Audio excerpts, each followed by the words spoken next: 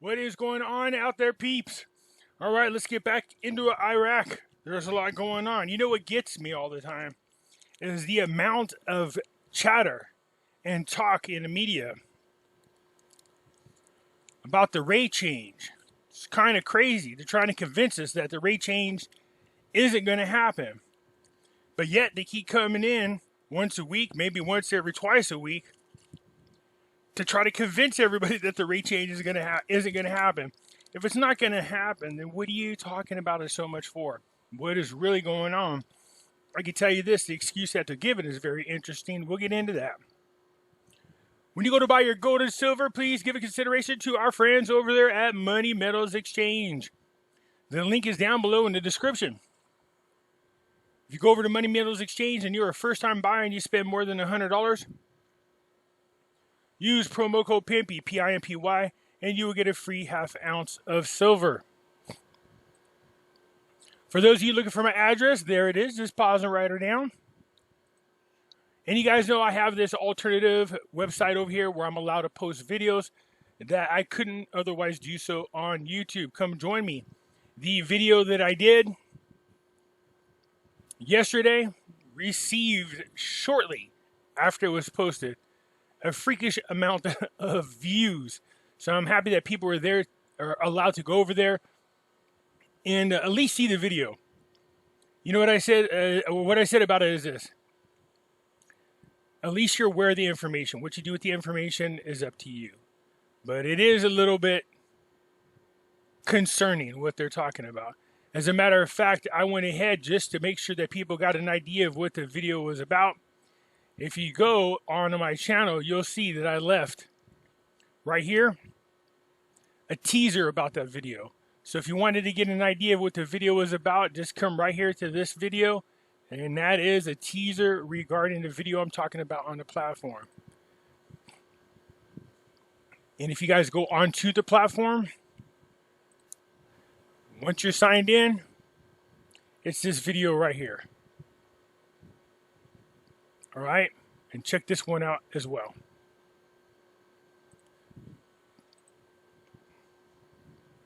Okay, so definitely, man, there's something going on in Iraq, and all I can tell you is this. I smell a setup going on over there, and I'm not sure how to put my finger on it. It's been bothering the bejeebus out of me.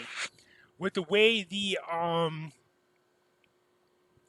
Biden administration has been dealing with Iran and Iraq, these militia groups, it's very interesting, that's for sure. It almost appears like they want to leave the door open for, I don't know, somebody like ISIS. The Popular Mobilization Force was there to fight ISIS. And then we were told that Biden bombed Hezbollah sites when he didn't. He bombed the Popular Mobilization Group, the very people that are there fighting ISIS. I do think that's very interesting.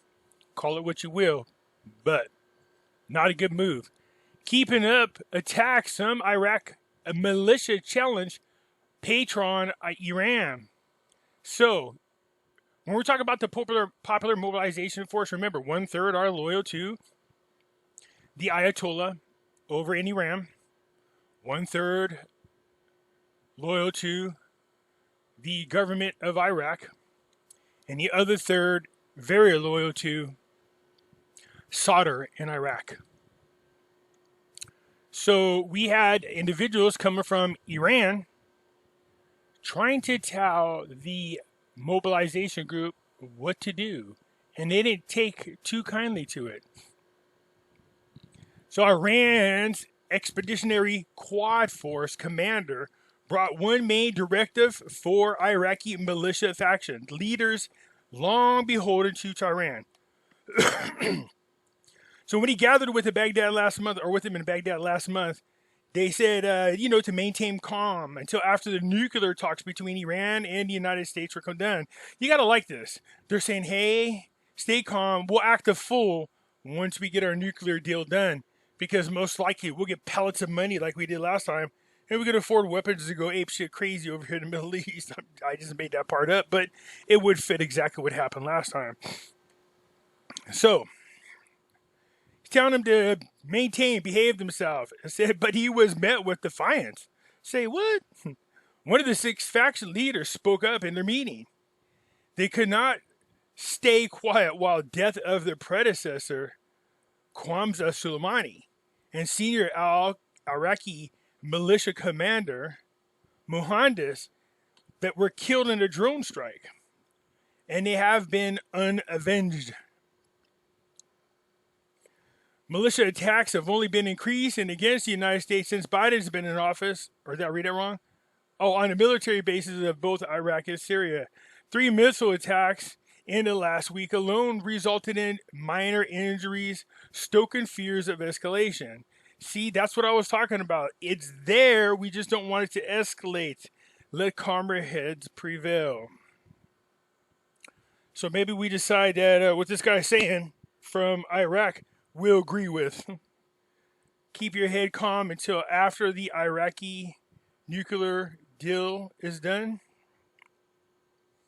Hopefully that'll take a couple years. Meanwhile, that'll leave Iraq alone to do what they need to do without all this hassle.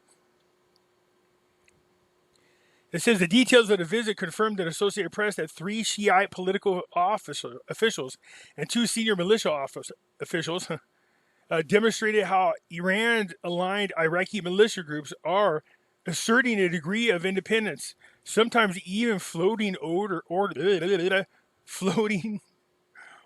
from Tehran. Iran now relies on Lebanon Hezbollah for support in reining them in, and there is a potential that Iran's new president could play a role in doing the same. So it seems to me like the children are defiant of the adults. They're all grown up now and on their own. So this new president, they think they can get these guys under control. Well, if they're going to use the militia group to cause civil unrest in Iraq, well then by all means, Biden, blow them up. We don't need them going in there and causing all kinds of civil unrest. The Iraqi people are trying to get their crap together over there, and this doesn't help them at all. And for the most part, we don't need a bunch of militia people running around the Middle East, stirring up civil unrest in other countries and making life a living hell for other citizens. Now, having said that, we definitely got to get our military out of there and stop trying to do regime changes every time somebody doesn't want to put a central bank there, or give them their oil, or want to get away from the petrodollar. Iran's influence, sustained ideology, ties to military support has frayed because of the U.S. killing of Soleimani and Mohandas last year. Because of differing interests. I like how the media does this. This is why I smell a setup. Something big is going to happen. And all they're going to do is go, see, it's because of Trump. That's what you can see already going on. So it looks to me like Iran is trying to get better control of their militia groups who are torn. Let's see how long this goes. We'll keep an eye on this, but we definitely don't want it escalating. There's only 2,500 U.S. troops, or what we're told, sitting in Iraq. The word is they're going to be moving them over to Jordan. So the holiday, Eid al-Fitr, yeah, that's right, Eid al-Fitr. Holiday coming up. Setting the date. Sistani sets the date for the Eid al-Adha, that one. So it looks like the holiday will fall on July 21st. There we have it. Now, here we go again. More chitter-chatter about the rate change, and I just don't understand why there's so much talk about it. It seems like this guy's constantly in the news explaining the same thing over and over again. We get it. That doesn't mean people are going to agree with it. So Al-Qadimi's advisor, there are 3 reasons that prevent changing the dollar exchange rate currently. Yeah, one is the globalists don't like when you increase the value of your currency because it makes their cost of labor more expensive. So if they devalue these currencies, then of course what happens is you're pretty much putting your citizens to work for almost slave labor, which the people over here in the United States, well, they don't give a crap. Case in point, look at China. using Uyghur Muslim groups to do work to make professional sports athletic shoes that people buy. But if you speak out against them, boy howdy, the NBA will come down on you.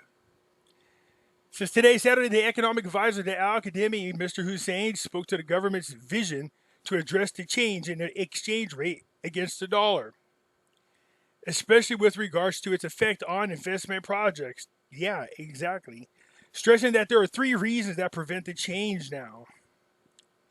With regards to investment projects initially, and the issue of the exchange rate, many of the materials that contractors entered for work are imported from abroad, okay? And cost accounts and previous contracts are fixed at the old exchange rate, okay? Especially contracts that take a long time. So what's your point? Because if you increase the purchasing power of the dinar, that means it takes less dollars to buy those materials that you're importing. You see? The devaluing of the currency only benefits those individuals who are in country. But if you have to import things, you're using more dollars to buy these goods. So the right thing would be to increase the value of the dinar. So let's see his explanation. The vision of the treatment is more comprehensive than being money or seeing the exchange rate. And it is implemented as a development project as the problem of the exchange rate differs. If not addressed, will lead to project disruption, erosion of achievements, delay in development, and the benefit comes from the project. Yeah, the benefit is cheap labor. The treatment, as they call it, it comes from the perspective that there are projects we are waiting for completion, and by completing them, the benefit of the people will be achieved. And therefore, the main and supreme goal is treatment in order to hasten the benefits derived. Okay, so I get what he's saying. Look, we devalue the dollar, so it costs the government less money to have these projects made. So when you pay off your debt with devalued dollars, you're literally paying back the debt with cheaper dollars. So it's not as expensive, so I get it. But when you're talking about importing goods from another country, a devalued currency does not help. In country is something different. You want to use the cheaper value currencies to finish your projects. The projects were divided into a number of sections according to their type, including construction projects, electric, and metal projects, and others. And each type of them contains materials imported from abroad, and therefore the percentage were determined based on the price change that occurred, and then work is done on the treatment. But even so, a higher value currency when you're importing things means you could buy more things with less dollars.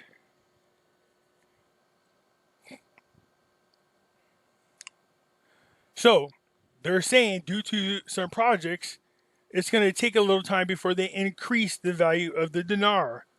They didn't give a specific reason, but I do notice they're constantly in here defending the rate change. And even when they do change back the rate, don't get overly excited because the odds are they'll go ahead and reinstate it back to the 1,190 dinars to start with. Notice I said to start with.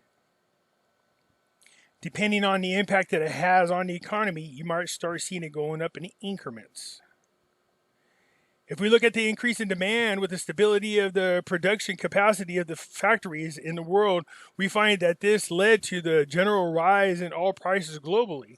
And therefore, the price change did not come as a result of changing the exchange rate in Iraq, but rather the world level.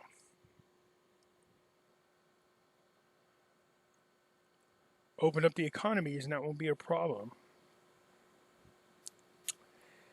He indicated that within the foreseeable future, the exchange rate cannot be reconsidered for several reasons, including, firstly, the exchange rate is the prerogative of the central bank. Secondly, the current rate was approved in the budget law and is valid. And thirdly, the reason is that all revenues derived from oil even if it increases, will only be able to cover the budget deficit of the 30 trillion dinars. And therefore, we do not expect to guarantee oil prices to be at this price for the next 6 months. So I get why they are what they're doing. And I get that they might want to ride out this year. They don't know where the oil prices are going to be. And right now, based on the current rate, they're not going to have a deficit, which is a major plus. And as a matter of fact, they're going to have a surplus, which allows them more money to build their projects. As much as we want it to shoot up in value because, oh, we want that money, here's the thing. If they do it too soon, it's going to take longer for the value of the dinar to go up. If we let them use the current dollars at the current rate, it covers the deficit. So there's no deficit. They don't have to borrow. There's a surplus that gives them extra money that they can use in a budget for the following year to build more projects. And those more projects give you more employment. You know the cycle. More employment, more taxpayers, less people in the government. So, again, I still think the rate change, before I was thinking it's going to happen before the end of this year, only because there was no reason for it to be down in the first place. But now, if you think about what this guy's saying, it just makes sense. So I think if you change the rate now, then it's going to take longer for the rate change to get to where we want it to go. Versus if we just take it right now and hang back patiently. I mean, come on, we've been waiting for some people 15, 20 years. What's an additional year, right? And no, I'm not saying it's going to take a year. There's no way for me to know. I'm just saying it makes sense in my opinion. Now, what happens from there, who knows? We're going to keep an eye on it, that's for sure. But I do understand what he's saying. So the Kurdistan region, the news has published a June salary distribution schedule and the deductions rates. Basically, here you guys go. You're going to get paid on this date. We are good to go. The coalition reveals the formation of a joint brigades between the army and Peshmerga. So basically what they're doing is, and just like when Trump was there, he did put together a fast strike force brigade. So it almost looks like, according to this, they're doing it again. It says that they are going after pockets of ISIS that are forming around the perimeters of the country. Good. That's what we want to see done. This is good news. The outlaw militias are harassing the Sunni population and pushing them to join the ranks of ISIS. The militia continues attacks against the U.S. have distracted the latter from their primary mission in Iraq. See, with this bombing, the popular mobilization force, they're too focused now on trying to get even with the United States instead of out there fighting ISIS like they did. Thank you, Biden. So again, here we go. It says Washington's negotiating with Oman the withdrawal of forces from Iraq to over there in Jordan. But what I like about this article is it says right here, the parliamentary source revealed Saturday that there are secret talks. It's in the news now. But there's secret talks between United States and Jordan. So the troops aren't really going to leave. They're just going to relocate. Let's just be honest with what it is. And so we'll see what happens from there. But they're supposed to be withdrawn. It looks like they're just relocating. And, man, I think timing is everything with all this so-called civil unrest with these militia groups. We'll see where it leads to, but it looks like even Iran can't handle their own militia groups. That's a good thing. Hopefully they won't take orders from them no more. Go back to fighting ISIS. Keep stability there in Iraq. So, yeah, we see that there's a little skirmishes going on still between Iran and the United States, and now the United States and a popular mobilization group. Let's hope it doesn't escalate from here. But other than that, everything is looking good. The holidays are coming up. People are still moving forward. The projects are getting done. And another article I seen from 3 days ago, they were talking about how much percentage of the money went out to new projects. There's somewhere in the neighborhood of like 190 projects. For those who don't know what project is like construction work going on or things that they want to develop. So 190 of them is a nice chunk of projects going all in at one time. Kudos out to Al-Kadimi for getting the people back to work. This all benefits the economy, which then strengthens the dollar. So for now, that's it, you guys. It looks good, not bad. I mean, you know, besides the little skirmishes here and there, at least we haven't seen any recent missile attacks.